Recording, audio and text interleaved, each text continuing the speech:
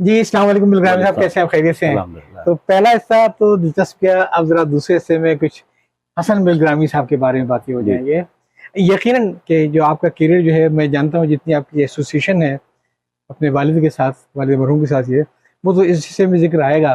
आपका बैंक इस्लामी में लेने का फ़ैसला आपके वालिद साहब का क्या असर था? बैंक इस्लामी में जो कुछ हुआ फिर उसका क्या असर था, वो हम बाद में बात करेंगे। तालीम का सिलसिला आपने कराची से शुरू किया? नहीं, मैंने शुरू किया क्वेटा से क्वेटा से। और मेरा पहला स्कूल था ग्रामर स्कूल क्वेटा। वो अच्छा, उसमें मैंने ग़ालिबन क्लास 1 पढ़ी। अच्छा। फिर हम कराची आ गए, जी, तो यहाँ पे पब्लिक स्कूल कराची में अमीनुद्दीन अलवी साहब प्रिंसिपल हुआ करते थे। उस अच्छा, ज़माने में सही, हैदर साहब प्रिंसिपल थे, सही। तो वहाँ पे मैंने क्लास 2 पढ़ी। जी, फिर इत्तेफाक से हम वापस क्वेटा चले गए, हाँ। तो क्लास 3, 4, 5, 6 वहाँ पे पढ़ी। फिर क्लास 7 पे फिर कराची आ गए। वहाँ भी वही स्कूल था पब्लिक वाला? जी, पब्लिक स्कूल क्वेटा। जी, जी, जी। और उसके बाद फिर क्लास 7, 8 कराची में पढ़ी। उसके बाद 9, 10 जो है वो पब्लिक स्कूल रसालपुर में पढ़ी। और उसके जी। बाद first year second year cadet college Hasan Abdal में पढ़ी। इस पर तो मैं बाद में आऊँगा, लेकिन हाँ, माशाल्लाह काफ़ी स्कूलों का आपका तजुर्बा जी है। जी जी जी, घाट घाट क्या, घाट-घाट का पानी पिया घाट हुआ है। घाट का पानी पिया। कोई अच्छा उस्ताद याद है स्कूल लाइफ़ का आपको? बहुत बहुत, उस जमाने में तो ज्यादातर उस्ताद अच्छे ही अच्छे हुआ करते अच्छे ही थे, हुआ करते बल्कि थे। आजकल गवर्नमेंट सर्वेंट होते हो। हाँ, अब वो मुझे तो इस मामले में बहुत खुशकिस्मत हूँ कि हर जगह बहुत उम्दा उस्ताद मिले। जिन्होंने आपकी ग्रूमिंग पे बड़ा असर डाला। ग्रूमिंग में मैं जब क्वेटा में था तो हमारे क्लास मेरे ख्याल से 3rd में भी थे और बाद में वो 5th में भी आए। उर्दू के टीचर थे हशमत साहब, उन्होंने हमें बैतबाजी का ज़ौक़ दिया। और जी, जी, बल्कि जी, जी। एक क्लास हुआ करती थी हफ्ते में जिसमें बैतबाजी होती थी और हमें अशार मुकाबला होता था बाकायदा। और हमारी क्लास में 2 लड़के थे जो कि एक एक ब्रिटिश फैमिली थी जो कि क्वेटा में रह गई थी, अच्छा, तो उनमें उनका बेटा था कीथ वॉटसन, अच्छा। तो वो था। और कीथ फ्रैंकलिन वो था। और एक था चाइनीज़ एडमंड, तो एडमंड भी था। तो एडमंड और कीथ भी बैतबाजी में हिस्सा लेते थे। उर्दू के शेर सुनाते जी थे? जी जी, वो बल्कि मुझे याद है कीथ शेर पढ़ा करता था कि पटा पटा बूटा बूटा हाल हाँ, हमारा हमारा जाने। जाने हाँ, यानी कि अपने वो एंग्लिसाइज एक्सेंट जी, में। जी, जी, जी। एडमंड ज़रा साफ पढ़ता था। अच्छा। तो अभी मैंने अपनी हमारी क्लास का एक ग्रुप बना हुआ है व्हाट्सएप पे उसी जी, ज़माने का, जी, तो जी, मैंने जी। पिछले दिनों पूछा कि कीथ और एडमंड कहाँ हैं? हाँ, तो उन्होंने कहा कि एडमंड तो ग़ालिबन क्वेटा में ही रहा और उसने गवर्नमेंट सर्विस में कहीं जॉब कर ली। हाँ। और कीथ जो था वो इस्लामाबाद चला गया, उसके बाद लोगों को उसका कोई फ्रेश ट्रेस नहीं है। मगर वो बहुत ही वो थी मतलब यानी कि अच्छा अच्छे असातिज़ा, अच्छा बहुत दौर, बहुत अच्छे ही दोस्त। उम्दा। और फिर क्लास 4th में 5th में यानी कि हमें बहुत उम्दा टीचर्स मिली और असातिज़ा जो थे वो क्वेटा में वो बहुत अच्छे थे। फिर जब मैं कराची आया तो पब्लिक स्कूल में अमीनुद्दीन अलवी साहब मरहूम प्रिंसिपल थे। और तो यहाँ पे बड़े उम्दा असातिज़ा रहे। सालपुर में बहुत रहा, मतलब छोटा स्कूल था मगर बहुत अच्छा रहा। कैडेट कॉलेज हसन अब्दाल की तो खैर बात बिल्कुल ही मुख्तलिफ थी, जिस जी, जी, जी। असातिज़ा का जो मयार था और जो डेडिकेशन थी, आज भी मैं सोचता हूँ कि उस जैसे उस्ताद मैंने सिर्फ किताबों में पढ़े हैं, देखे नहीं कभी। तो क्या बड़ा आदमी बनने के लिए क्रेडिट कॉलेज जाना ज़रूरी होता है? कैडेट कॉलेज जाना ज़रूरी नहीं होता, मगर ज़िंदगी के जो बहुत सारे चैलेंजेस जो आपको बाद में फेस करने को मिलते हैं, उसकी एक अच्छी तैयारी हो जाती है। कोई राइवलरी पाई जाती है कैडेट कॉलेज हसनदार और कैडेट कॉलेज पटारों में? नहीं, अच्छा, नहीं ऐसी नहीं है। राइवलरी नहीं पाई जाती। और वो मुकाबला? नहीं, बिल्कुल भी नहीं। मतलब अच्छा, वो कैडेट कॉलेज हसन अब्दाल के जो तमाम ग्रेजुएट्स हैं और ज़्यादातर जो नॉन ग्रेजुएट्स हैं सिर्फ इसमें मुत्तफ़िक़ हैं कि दोनों का कोई मुकाबला नहीं है। लेकिन क्यों इसका? इसकी एक बहुत बड़ी वजह यह है कि कैडेट कॉलेज हसन अब्दाल, जिसमें पंजाब की हुकूमत को की तारीफ़ करना चाहिए कि उसने लड़ झगड़ के कभी भी कैडेट कॉलेज हसन अब्दाल में किसी किस्म का कोई कोटा आने नहीं दिया। अच्छा। और वो मेरिट पे कॉलेज चला आज तक, अल्हम्दुलिल्लाह। वो मेरिट पे no college, quota. No quota, nothing. मैं कराची वाला था, मतलब मैं भी वही फीस देता था जो पंजाब के लड़के देते थे। हुँ। और आपको मैं ये भी बात बताऊं कि जो कि कई दफ़ा, मतलब जो खैर इस मौजू से हट के हो जाएगी, मगर कई कई चीज़ें जो कि बाकी सूबे के लोग शिकायत करते हैं कि पंजाब ने तरक्की ये की। मेरे ज़माने में जो हसन अब्दाल में टीचर थे उनमें 90% जो असातिज़ा थे वो उर्दू स्पीकिंग थे। अच्छा। और 90% जो तलबा थे वो यानी पंजाब तलबा और सादा नहीं। वो मेरिट पे थे।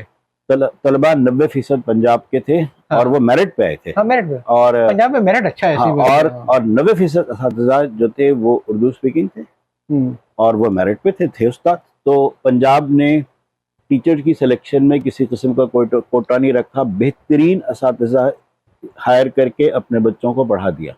नहीं मतलब मैंने सिर्फ इसलिए पूछा था पटारो और हसन अब्दाल का कंपैरिजन, कि अगर मैं गलती पर नहीं तो पटारो में तो अगर कोई छोड़ के भाग जाए तो सदर पाकिस्तान लग जाता है। अब ये मुझे पता नहीं कि छोड़ के भागने पे लगता है कि निकाले जाने पे लगता है, मगर मगर मगर मगर बंदा तो सदर पाकिस्तान बन जाता है ना। हाँ, मगर यानी कि ये है कि हसन अब्दाल में जो है मेरिट का जो है एक हमेशा से बहुत वो रहा, और जो हसन अब्दाल के ग्रेजुएट्स हैं वो भी इसको जेलसली इसको डिफेंड करते हैं कि चाहे कोई आपको हसन अब्दाल का ग्रेजुएट मिले हो, पठान हो, पंजाबी हो, उर्दू स्पीकिंग हो, कुछ भी हो, मगर वो इस बात पे आपसे कभी भी नहीं आर्ग्यू करेगा कि मेरिट नहीं होना चाहिए।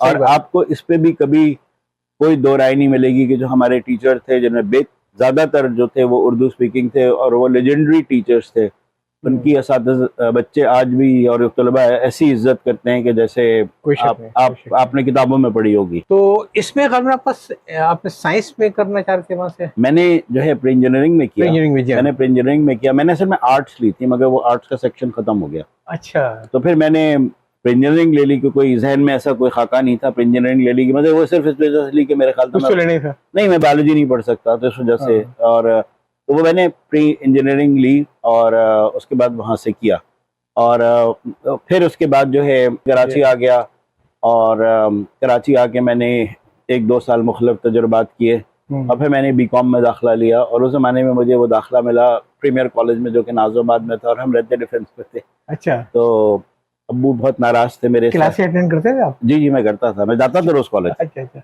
तो मेरे वालिद बहुत नाराज थे कि मैं तो लोग गवर्नमेंट कॉमर्स कॉलेज में भी क्लास अटेंड नहीं करते, शाम को कोचिंग सेंटर। हाँ, मैं 12 जाता था, तो वो मेरी बहन सुबह जाती थी कॉलेज, तो गाड़ी मुझे सदर में उतार देती थी 7:45 बजे, जबकि कॉलेज शुरू होता था 9 बजे। तो मैं 2K या 2D पकड़ के नाज़िमाबाद जाता था और 30 पैसे का किराया होता था। हाँ। सबसे पहला मैं कॉलेज में होता था, वहाँ पे मैं बैठ के चाय वाय पीता था, फिर क्लास शुरू होती थी वो अटेंड करता था, फिर वहाँ से निकलता था। तो सदर एक्स्ट्रा करिकुलर एक्टिविटीज थी कोई कॉलेज में? हमारे कॉलेज की क्रिकेट टीम थी, एक फुटबॉल टीम थी, मगर कोई ऐसी एक्स्ट्रा कोई डिबेट और क्विज वगैरह वो सब थी कोई, मतलब मगर कोई ऐसी नहीं थी। फिर वहाँ से निकल के आप कराची यूनिवर्सिटी गए? नहीं, वहाँ से निकल के मैं जो है वो बीकॉम करके मैं आईसे में गया, और वो मैं इत्तेफाकन चला गया था और आईसे में गया, और फिर मैंने 6 महीने बाद IBA में दाखिला लिया जो कि इवनिंग प्रोग्राम में था। तो मैंने दोनों साथ साथ फिर करना शुरू किया, और तो इस तरह से ये तालीमी सफ़र रहा। तो आपने ICA में FCA में वगैरह कर लिया, और IBA वाली फील्ड में? IBA वाली डिग्री पूरी नहीं की, वो दरमियान में ही छोड़ दी। लेकिन फिर आप दूसरे CFA वगैरह की साइड पे चले गए? वो भी बहुत बाद में किया। वो तो मेरा उस ज़माने में मेरा ये ख्याल था कि आदमी के पास एक बेसिक क्वालिफिकेशन होना चाहिए जो आपको एक आइडिया दे दे, बाकी आप काम किया करें। ये बाद में मैंने को जो 2000 में किया, मैंने कैनेडियन सिक्योरिटीज इंस्टीट्यूट की फेलोशिप की, CFA में किया, 2 पार्ट किया, तीसरा नहीं किया, और बहुत बाद में जाके यानी कि 2019 में मैंने CPA ऑस्ट्रेलिया किया, यानी कि जब मैं बैंक का प्रेसिडेंट था तब किया। यानी अगर मैं आपसे सवाल करूं कि आप कमाई पे इतना नहीं पड़ा, बाप कमाई पे इतना नहीं पड़ा जितना पे आप कमाई पड़ा? जी बिल्कुल, बाप कमाई पे इतना नहीं पड़ा, अपनी कमाई पे ज्यादा पड़ा। ये बिल्कुल हकीकत है। सही। बल्कि जब मुझे याद है वो मैंने CPA का एग्जाम पास किया तो उसमें मेरी हाई डिस्टिंक्शन आई। अच्छा। तो मैंने अपनी बेटी को भेजी कि ये देखो मेरी हाई डिस्टिंक्शन आई, तुम्हारी तो डिस्टिंक्शन आई थी। तो बिल्कुल उस ज़माने मेरी बेटी यूनिवर्सिटी में पढ़ रही थी, मेरा बेटा जॉब कर रहा था और मैं पढ़ रहा था। अच्छा। तो आखिरी डिग्री इस तरह से आई। वैसे अच्छा लगता है, मतलब कि नौकरी, एक बैंक का प्रेसिडेंट हो और घर में बैठा पढ़ रहा हो। वो असल में टाइम होता नहीं था। हाँ। तो मैं तो कोई 15-15, 20-20 मिनट भी मिले तो पढ़ लेता था। मतलब मैं समझता हूँ कि ये तालीम से सिलसिला बरकरार रखना, थोड़ी सी जवानी लौटनी आती है, लड़का नहीं फील करता। ये जरूर फायदा होता है कि आपकी कंसंट्रेशन बहुत इम्प्रूव कर जाती है। सही। और मुझे एक्चुअली जो उस जमाने में मैंने पढ़ा उसके फौरन बाद मुझे ना, जो मैंने बैंक छोड़ा उसके बाद मुझे बहुत फायदा हुआ, क्योंकि मैंने 1.5-2 साल अब जो मैं काम कर रहा हूँ उससे मैंने रिसर्च की, और उसमें मैंने ऐसी चीजें पढ़ी कि जो कि मुझे नहीं पसंद थी, कि जैसे ऑर्गेनिक केमिस्ट्री पढ़ी, तो इस तरह की चीज़ें मुझे पढ़ने को जो पढ़ा। इंटर साइंस में इतना मजा नहीं आया था जो इंटर साइंस में नहीं पढ़ने को मैं ये नहीं कि किसी ना किसी तरह पढ़ लिया था, पता नहीं कैसे पास भी हो गए थे, मगर अब जाके पढ़ा तो अब ज़रा यानी कि वो समझ के पढ़ा, देखा कि उसकी कमर्शियल एप्लीकेशन क्या है, किस तरह का है।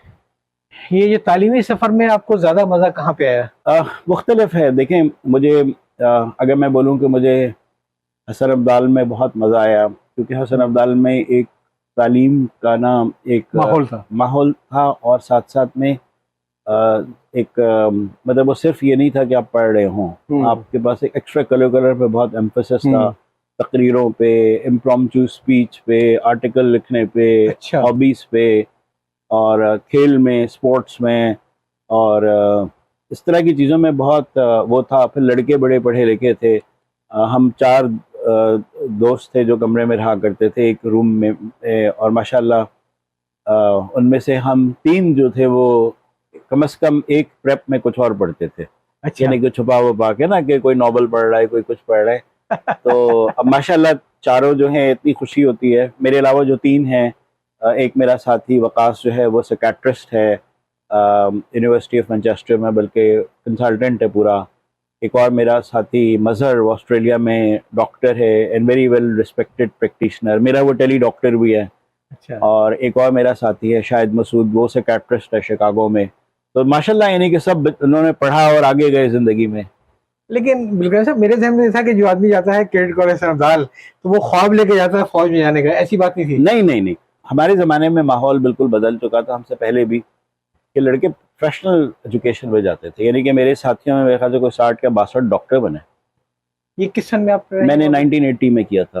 और बाकी इंजीनियरिंग साइड पे गए, सिविल सर्विस में गए, और फौज में तो मेरे ख्याल से कोई इस तरह से कि जैसे आर्टिलरी या मुमकिन है जो लोग 65 से पहले जाते हों उनमें फैंटेसी हो फौज जाने की, लेकिन 71 के बाद जो लोग गए उनमें फौज जाने की फैंटेसी उनमें थी। हमारे हसन अब्दाल से लड़के जाते थे आर्म फोर्सेस में। मेरे साथियों में मेरे ख्याल से 14 या 15 गए आर्मी मेडिकल कॉलेज में गए, मगर यानी कि प्रोफेशनली गए। मगर वो ये नहीं था कि आप जो फाइटिंग आर्म्स उनमें जा रहे हैं, ये जा रहे हैं, प्रोफेशनल करके। मेरा बहुत अच्छा गहरा दोस्त शाहिद, वो एरोनॉटिकल इंजीनियर बना, फौज में गया था। अच्छा। मगर वो एरोनॉटिकल इंजीनियर बना। 14-15 दोस्त मेरे डॉक्टर बने। तो ये चीजें हुई, मगर ये प्रोफेशनल आर्म्स में गए ये। तो वो जो था फाइटिंग आर्म्स में जाने वाला ट्रेंड, वो मैं जब तक पहुंचा तो खत्म हो चुका था। और जो आपकी एकेडमिक लाइफ थी उसका जो कुछ आपके बच्चों पे भी आया असर आगे चल के? बच्चों ने अपनी अपनी मर्जी की चीज़ें परस्यू की, और उन्होंने मतलब मेरा बहुत शौक था कि मेरा बेटा जो है वो हसन अब्दाल जाए, मगर वो इत्तेफाक से वो नहीं हो सका।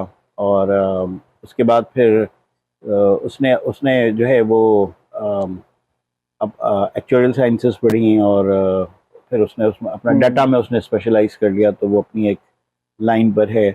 मगर मतलब ये ज़रूर है कि उसने अपना मास्टर्स जो है वो प्रोफेशनल करियर शुरू करने के बाद किया, लेकिन अब्बा के पैसे से नहीं किया। और जो बेटी है उसने भी जो है वो अपनी मर्जी से उसने लाइनें चूज की, और उसमें माशाल्लाह शी डिड वेल। वैसे अगले हिस्से में इंशाल्लाह आपके करियर की बातें होंगी। डाटा का तो आपको भी काफी हुआ है। मुझे शौक था, है। मगर वो एक होता है कि शौक होना, और एक होता है कि प्रोफेशनली उसको परस्यू करना। तो मेरा शौक ही असल में शौक अगर है तो सब बता दीजिए। मैं अक्सर कंफ्यूज रहता हूँ। वो हिंदुस्तान के एक वजीर का मैंने पढ़ा था कि डाटा क्लाउड पे तो होता है, लेकिन अगर बारिश हुई तो सारा डाटा आ जाएगा। जी, ऐसा होता है। और तो वो होता है, मतलब ये नहीं कि वो ये जरूर है कि डाटा में मजा बड़ा आता है, कि खासतौर से अगर आपने अकाउंटिंग वगैरह पढ़ी हो तो आपकी तबीयत में होता है कि हर चीज को क्वांटिफाई करने की कोशिश करते हैं। ये दिलचस्पी जरूर है मुझे। तो आप क्या समझते हैं कि तालीम का सफर आपका खत्म हो गया या लहद तक चलेगा? नहीं, तालीमी सफर जारी है। मैं अभी बल्कि एक कोर्स में एनरोल कर रहा हूँ अपने आप को, मैंने किया हुआ है, बल्कि वो थोड़ा सा कुछ शुरू करने में, कि मैं एक मास्टर्स डिग्री कर रहा हूँ फ्लेवर्स में। फ्लेवर्स में ये समझ नहीं बात है। ये जो है, जो फ्लेवर है ना, ये एक साइंस है, और जो फ्लेवरिस्ट होता है वो एक प्रोफेशन है, और पाकिस्तान में कोई ट्रेंड फ्लेवरिस्ट नहीं है। तो मैंने मतलब हम सिर्फ एडिबल की बात कर रहे हैं या लोगों की तरह से तहरीर के फ्लेवर? नहीं, जो हम एडिबल की बात कर रहे हैं। अच्छा। तो जो फ्लेवर बनाना होता है या फ्लेवर को डेवलप करना होता है, दैट्स अ साइंस। तो हमारे पास लेकिन इंटरेस्ट साइंस में तो केमिस्ट्री आपको अच्छी लगती नहीं थी? नहीं, मैंने आपको बताया ना कि वो मैंने बाद में पढ़ी फिर जाके। अच्छा। मैंने कई ऐसी चीज़ें हैं जो मुझे अच्छी नहीं लगती थी, मुझे बाद में हाँ। पढ़ना पड़ी। तो मैं उस पे अब कर रहा हूँ और इंशाल्लाह मैं ख्याल से पाकिस्तान का पहला क्वालिफाइड फ्लेवरिस्ट बनूंगा। जबरदस्त, फिर तो आपकी चाय पीनी पड़ेगी। जी जी बिल्कुल, आपको चाय पीनी पड़ेगी। तो क्या आप इस बात से इत्तेफाक करेंगे कि तालीम और डिग्री दोनों अलग अलग चीज़ें हैं, बिल्कुल। और डिग्री के हासिल होने के बाद भी तालीम का सफ़र ख़त्म नहीं होता? मैं असल में इस बात का बहुत बड़ा जिसे कहना चाहिए कि मुद्दई हूँ कि प्रोफेशनल क्वालिफिकेशन जो एक होती है टेक्निकल एजुकेशन और एक होती है एजुकेशन, वो दोनों अलग अलग हैं। जी जी जी। तो यानी कि टेक्निकल एजुकेशन में आप कुछ भी पढ़ते रहें, वहाँ पढ़ते रहें, मगर जो आपकी तालीम और तरबियत है वो उससे हट के पढ़ने से आती है। तो टेक्निकल एजुकेशन मेरा प्रोफेशनल इंटरेस्ट है, वो मैं पढ़ता रहूँगा। जैसे मैंने आपको फ्लेवरिस्ट को बताया कि मैं पढ़ रहा हूँ, वो मेरा टेक्निकल इंटरेस्ट है, मगर जो मेरा जो दूसरे इंटरेस्ट हैं वो अपनी नॉलेज के इसके उसके वो साइड में होंगे। इन दो किस्सों से जिस नतीजे में पहुंचा हूँ वो ये कि जो हमारे नौजवानों को भी मालूम होना चाहिए कि वो कभी इस बात पे इत्मीनान करके ना बैठ जाए कि अब मेरे पास तो IBA की डिग्री आ गई, दैट्स इट, अब मेरा काफ़ी, अब वो मेरा जोर सिर्फ एक्सपीरियंस के ऊपर है ये। जी। लेकिन इल्म का सफ़र तो जारी रहता है, चाहे आदमी टीचर हो, चाहे बैंकर हो, चाहे कोई भी इल्म हो। का सफ़र जारी रहता है, वो ज़रूरी नहीं है कि वो डिग्री वाला हो। हाँ। आप अपनी ट्रेनिंग कोर्सेज करके, आप मुख्तलिफ चीज़ें करके आप अपने आप को हमेशा अपग्रेड कर रहे होते हैं। जी। तो आपसे जो गुफ्तगू का जो मकसद है वो यही है कि जो कामयाब लोगों की जो ज़िंदगी कामयाबी है तो उसमें थोड़ा सा एक मैसेज देना यंगर जनरेशन को, क्योंकि अक्सर मैंने देखा है कि लोग समझते हैं कि जिस लम्हे उनको नौकरी मिल गई तो अब उनका काम सिर्फ शादी करना, बच्चे को पैदा करना, घूमना फिरना है, और इल्म नहीं, से ऐसा नहीं है। बल्कि एक मैं और बात की भी जी प्लीज। का जिक्र करूं कि बहुत सारे लोग मुझसे कहते हैं कि हम फला हमारा इंटरेस्ट ये है तो हम उसमें करियर परस्यू करेंगे। तो इंटरेस्ट होना एक बहुत अच्छी चीज़ है, मगर ज़रूरी नहीं है कि जो आपका इंटरेस्ट हो वो एक वायबल करियर भी हो। तो दोनों अलग चीज़ें हो सकती हैं। तो आप अपना इंटरेस्ट ज़रूर परस्यू करें, मगर आप ज़रूरी नहीं है कि आप अपने इंटरेस्ट को करियर भी बनाएं। तो अब जैसे किसी को मिसाल के तौर पे शौक़ है कि नीम के दरख्तों का, तो कि वो नीम के दरख्तों पे देखे उसकी वैरायटीज़ को ये वो, मगर ये ज़रूरी नहीं है कि वो नीम के दरख्त उसके करियर भी बन जाए, तो वो नीम के दरख्त की एक नर्सरी बना के बैठ जाए। अच्छा, आपने बिल्कुल एक नया डायमेंशन दे दी, क्योंकि मेरे जहन में ये था कि कोई आदमी अगर अपने पैशन को अपना प्रोफेशन बना ले तो सारी उम्र नौकरी से बच जाता है। नहीं, आप अपने पैशन को अपना प्रोफेशन बना लें तो ज़रूरी नहीं है। अच्छा। आप ज़रूर मतलब खुशकिस्मत होते हैं जिनके साथ ऐसा होता है, अक्सर के साथ नहीं होता। अक्सर के साथ नहीं तो होता। यानी कि प्रोफेशन कुछ भी हो सकता है, आपका पैशन जी अलग हो सकता है। जी जी जी जी जी। तो और कोई ख़ास बात जो आप तालीमी सफ़र के बारे में कोई मैसेज अगर देना चाहें लोगों को, यंगस्टर को, नए बैंकर को? बैंकर को तो हम अभी बाद में आएंगे बाद में। देखिए, जो तालीमी सफ़र है वो ये कि जो यानी कि जो भी आपका प्रोफेशन है उसमें चेंज की पेस बहुत तेज़ है। तो आपको मुसलसल अपने आप को अपडेट करना है, पढ़ना है, और आप हर एक आदमी के पास महीने में कुछ घंटे या नहीं तो आइडियली हफ्ते में 3-4 घंटे डेडिकेट करना चाहिए जिसमें वो अपने आप पे इन्वेस्ट कर सके और पढ़ सके। तो ये चीज़ें बहुत ज़रूरी है कि एक डिसिप्लिन आदत होना चाहिए पढ़ने की और अपग्रेड करने की। ये चीज़ें जो हैं बहुत करियर में काम आती हैं। आज मेरे ख्याल है हम इसको अभी गुफ्तगू यहीं पे रोकते हैं, और बड़ी दिलचस्प बातें रही, लेकिन मसला ये है कि आपसे तो और बहुत सारी अहम बातें करनी है आपके करियर के बारे में। ज़रूर। तो इंशाल्लाह फिर मुलाकात करते हैं तीसरी किस्म में। जी।